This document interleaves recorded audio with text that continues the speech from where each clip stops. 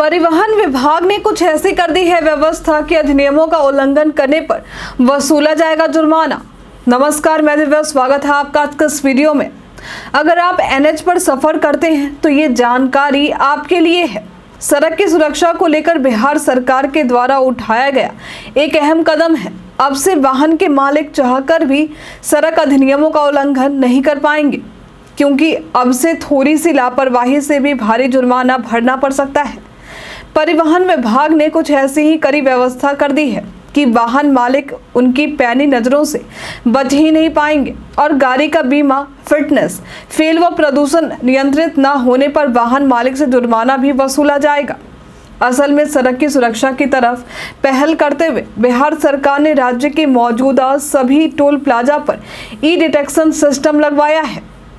ये सिस्टम वाहनों की यथापूर्वक परीक्षण करेगा और दस्तावेजों की गैर मौजूदगी में सुचारू रूप से ई चालान जारी करेगा। इतना ही नहीं, किसी भी टोल प्लाजा को पार करते ही वहां इस मशीन से ई चालान खुद ब खुद ही कट जाएगा। इस मशीन का प्रायोगिक तौर से परीक्षण भी किया गया है और ऐसे में किसी गाड़ी के मालिक के लिए इसे धोखा देना नामुमकिन होगा, खास तौर पर मोटर वाहन के मालिक के लिए। तो इस अधिनियम का उल्लंघन करना उन पर बहुत भारी पड़ सकता है।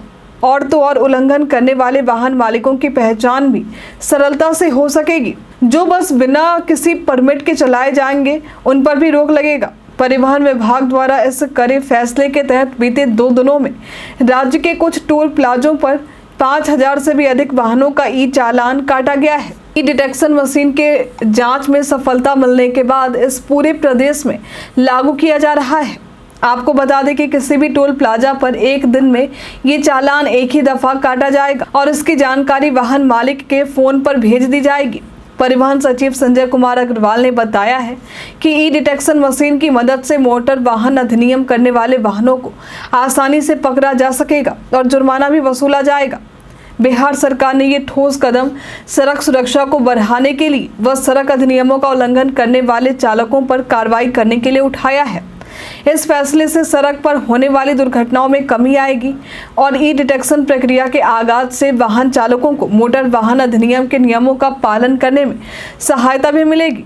सबसे दुखद बात तो यह है कि राज्य में हो रही सड़क दुर्घटनाओं में सबसे ज्यादा मृत्यु राष्ट्रीय राजमार्ग पर ही हो रहे हैं। एनसीआरबी की रिपोर्ट के हिसाब से बिहार में एनएच पर एक साल में 8000 से भी ज्यादा लोगों की मृत्यु सड़क हादसे में हुई है। इसे नियंत्रित रखने के लिए जरूरी है कि वाहन का फिटनेस, परमिट, बीमा, मोटर वाहन कर का सख्ती से अनुपालन किया जाए। किसी तरह से काम करता है ये ई डिटेक्शन मशीन, किस तरह से काम करता है, चलिए अब हम आपको इसके बारे में बताते हैं। कहीं भी एनएच के टोल प्लाजा से गुजरते मात्र वाहन जब फास्टैग के संपर्क में आएंगे तो पिक्चर के साथ वाहन से जुड़ा सारा डेटा सॉफ्टवेयर में आ जाएगा। इसके बाद सारा डेटा का एनआईसी के वाहन पोर्टल पर उपस्थित डेटा से मिलान कराया जाएगा।